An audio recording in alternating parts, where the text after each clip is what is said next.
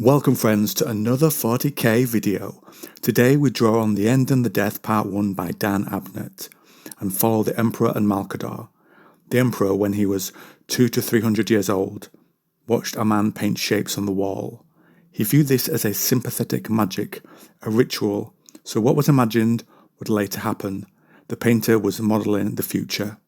And so, seeing this, the Master of Mankind modelled the future for 30 millennia. Malcador is told all this. The Emperor is on the throne, and Malcador says the Emperor has worn many masks and emotions, each suitable for the task he faced, and not even the Sigillite has seen his face or learned his true name.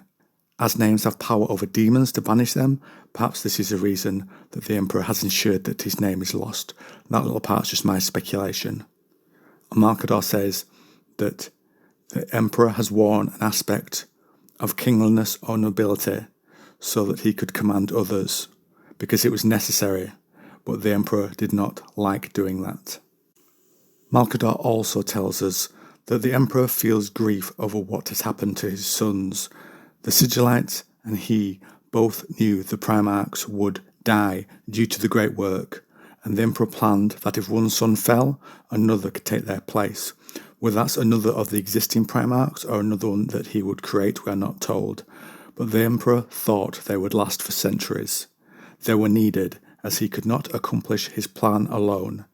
And the Emperor also, after his great work was completed, could enjoy peace with them. But the gods of chaos worked against him. They knew his success would end them. We are told they have turned against him and undone the laws of the world, which the Emperor's sympathetic magic is part of. Malcador says there was no set plan for the whole period. It had to be adapted due to various setbacks. It needed to be flexible. But the heresy they did not expect, and perhaps the plan is too damaged now to recover. The Sigillite says the Primarchs do not understand their father. They expect him to act. Malcador says time has never been the Emperor's ally, and that the world will end in a few days, and despite his son's expectations, the Emperor cannot leave the throne or chaos will invade Earth. And Malcador says seeing the future is currently obscured by the warp, that the solar system is sinking into it. In this moment, every effort to avoid it by the Emperor has failed, and the Emperor cannot face all his enemies at once. We learn that the stasis generators and stabilization engines that the Emperor has fitted into what is referred to as the Golden Throne interfere with time. Clocks can freeze or run backwards. Malcador hopes he can make a new plan. Malcador says the throne has many applications, and one is the moderation and manipulation of etheric power. The Sigillite assumes the Emperor built it himself, but uses relic technology as well, retrofitted to his purpose, and that he also did this with the webway. And I remember in the text it's mentioned that Wraithbone was part of the Golden Throne. The Sigillite acknowledges that his ally has done his best to protect mankind, but some judge him as a monster. The Sigillite says, "My master does not seek approval, and he does not seek acclaim, and he absolutely never asked for permission. He has been guided by rationality and a profound belief in the potential of our species. He believes humanity can ascend and avoid the doom of others. The Emperor saw that no god guided humanity. It was in our own hands, but predators watched from the shadows. We are told that the Emperor stole fire from those 4 annihilated gods and used it to keep them at bay. They flinched from their own fire. He had intended to hunt down and kill them, but he learned they cannot die." Malcador says something interesting then, that though we both abhor the word and forbid its use, he has been a god for all practical purposes for centuries. The Emperor then shared his mind with Malcador. Malcador sees that the shields and Horus's ship have fallen, and that though the Emperor sits in silence on his throne, he does 1,000 other things at the same time. He stokes the palace wards, walks through the mind of individual warriors as they fight, holds the webway through the warp, and helps billions of humans on Terra with the fears they have.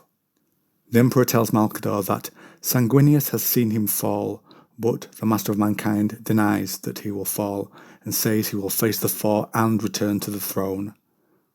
We then see Vulcan return from his latest death in the webway, and we learn from the Sigillite that the warp is so affecting the material plane that time is being distorted.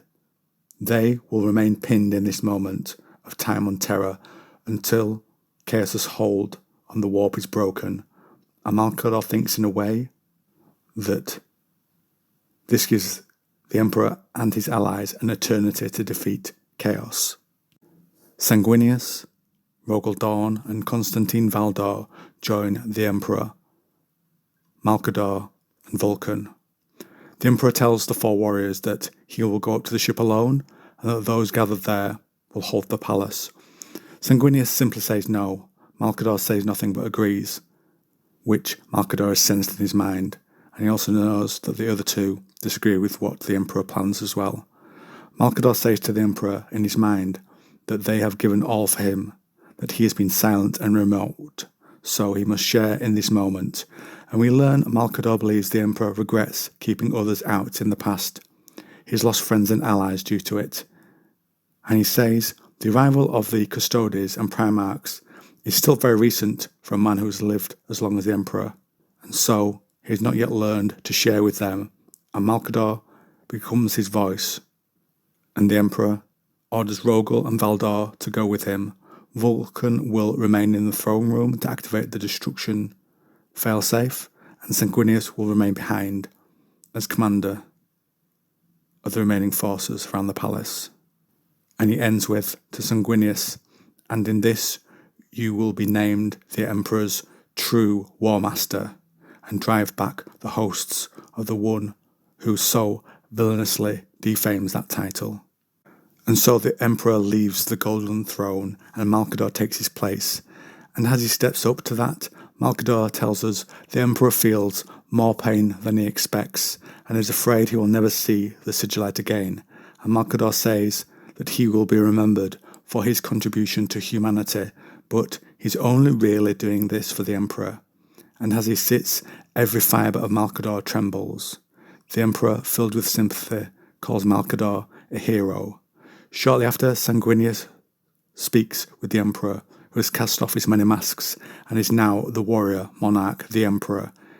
The great angel hears the question, and Sanguinius turns down the offer of War Master for now.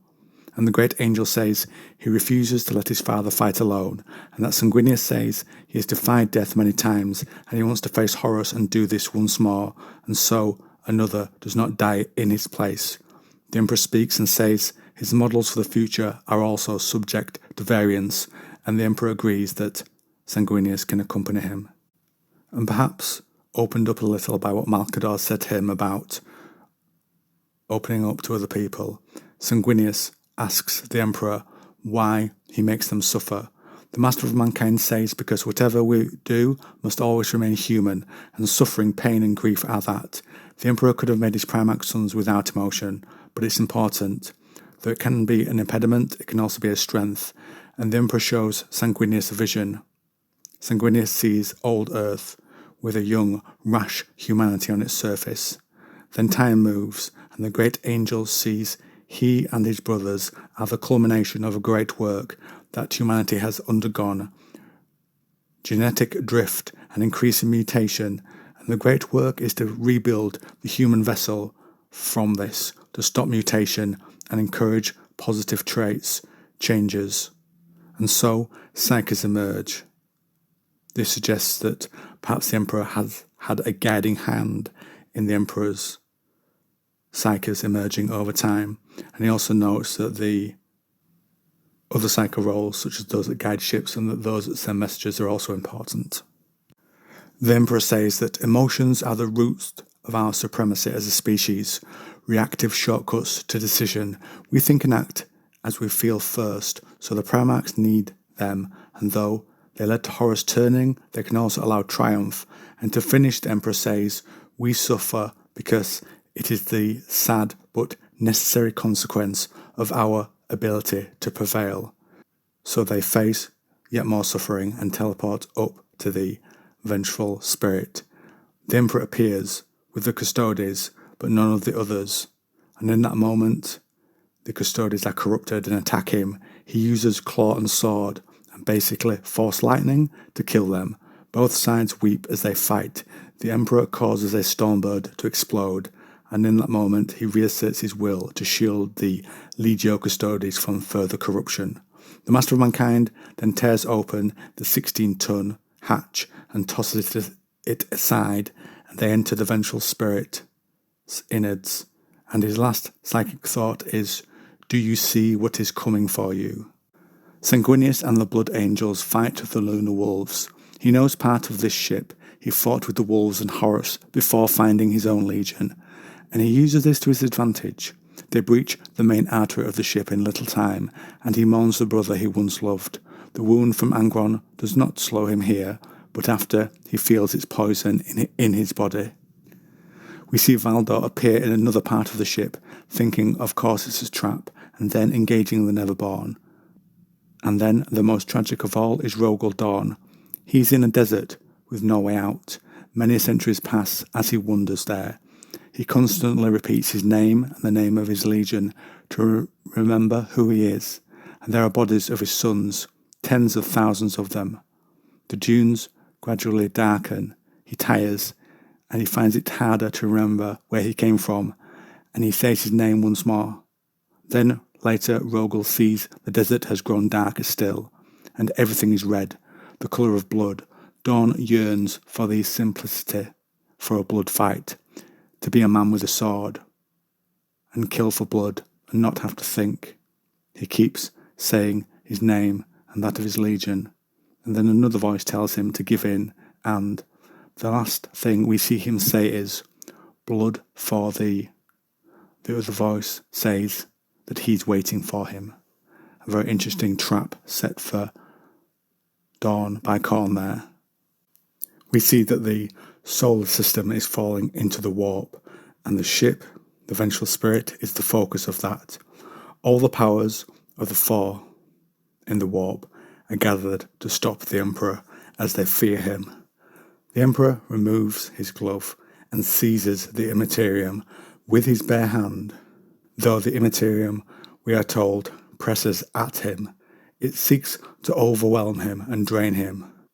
But he understands its fire. It is the same fire he stole from the Four Annihilators and used to keep them at bay.